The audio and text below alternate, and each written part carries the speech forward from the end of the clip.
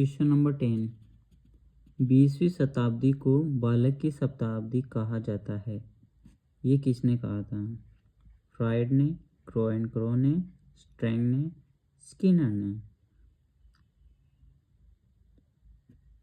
इसका आंसर है B, crow and crow ने कहा था कि बालक जो 20वीं शताब्दी है वो बालक की शताब्दी है। नेक्स्ट क्वेश्चन 11 नंबर का आता है। शिक्षा मनोविज्ञान शिक्षक की मदद करता है। अब मदद किस में करता है भाई? देखो, बाल विकास का ज्ञान प्राप्त करने में, बाल स्वभाव तथा व्यवहार जानने में, विद्यार्थियों की समस्याओं को समझने में। तो ये तो आपको आ गया होगा क्योंकि इजी है थोड़ा, तो इसका आंसर ये सभी होगा। नेक्स्ट क्वेश्चन आता है। वातावरण में वे सब बाह्य तत्व आ जाते हैं जिन्होंने व्यक्ति को जीवन आरंभ करने के समय से प्रभावित किया है। ये कथन किसका है?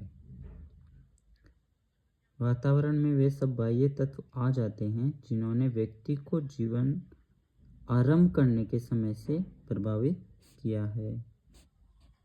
तो ये कथन किसका है भाई? ये कथन है वुडवर्थ का।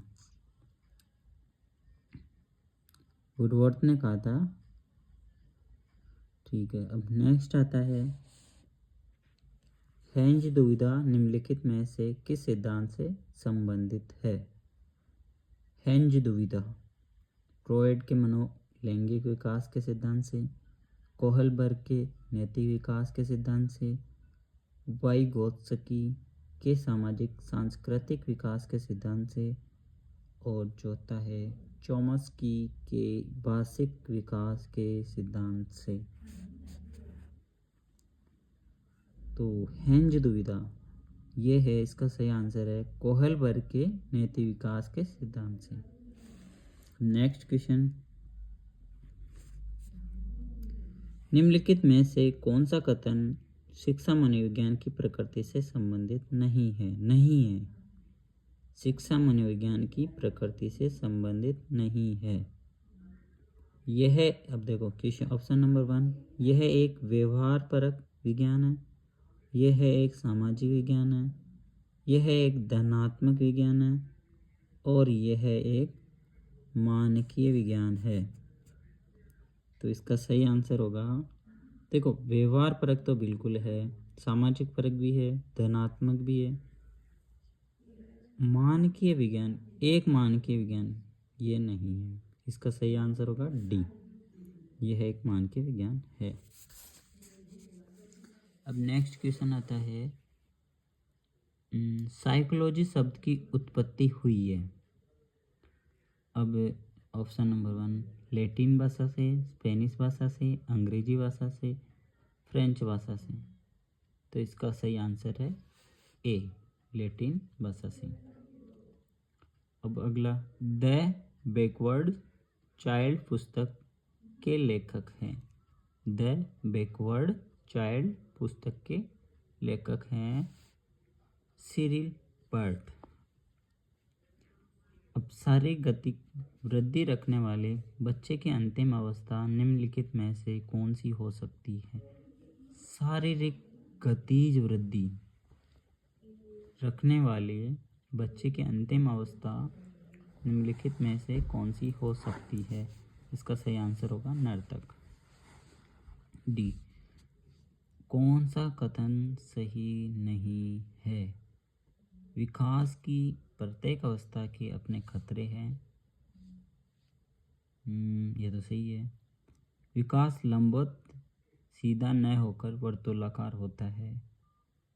विकास सामान्य से विशिष्ट की ओर अग्रसर होता है। विकास की गति की दर एक सी रहती है। गलत। तो इसका आंसर डी होगा, जो कि गलत है। मतलब कौन सी कथन सही नहीं है? तो विकास की गति एक दर सी नहीं रहती है, निरंतर बदलती रहती है। 19वां, शिक्षा मनोविज्ञान मनोविज्ञान की वह शाखा है जो शिक्षक व सीखने से संबंधित है। मनोविज्ञान की वह शाखा है जो शिक्षण व सीखने से संबंधित है। ये कथन दिया था स्किनर ने। स्किनर ने कहा था शिक्षा मनोविज्ञान की वह शाखा है जो शिक्षण व सीखने से संबंधित है। निम्न में से कौन सा वाक्य शैक्षिक मनोविज्ञान की प्रकृति के लिए सही नहीं है? ऑप्शन नंबर 1, एक सुसंगठित, व्यवस्थित एवं सार्वभौमिक तथ्यों का एकीकरण यह वैज्ञानिक विधि का प्रयोग करता है। यह सकारात्मक विज्ञान की एक नियामक विज्ञान है। यह हमेशा सत्य की खोज में रहता है। इसका सही आंसर होगा सी, यह सकारात्मक विज्ञान की जगह एक नियामक विज्ञान है। जन्म के समय एक नवजात का सिर अपने शरीर की कुल लंबाई के कितने प्रतिशत रहता है? ए 15, बी 25, सी 40, डी 50। तो इसका सही आंसर होगा 25। सभी मानवों में गुणसूत्र होते हैं, आई थिंक 46, 23 होते हैं ना। बालक का विकास प्रभावित होता है केवल आनुवंशिकता से, केवल वातावरण से और केवल संस्कृति से, और आनुवंशिकता वातावरण दोनों से। सही आंसर होगा डी, दोनों से होता है भाई, आनुवंशिकता और वातावरण से। और निम्न में से कौन सी कोहलबर्ग के नैतिक विकास के सिद्धांत की स्वीकृत अवस्था नहीं है? कोहलबर्ग के नैतिक विकास के सिद्धांत की भूमिका संदेह अभिमुखता, सामाजिक अनुबंध विधि सम्मत अभिमुखता, दंड तथा आज्ञापालन अधिमुखता और सार्वभौमिक नैतिक। इसका सही आंसर होगा ए, भूमिका संदेह अभिमुखता।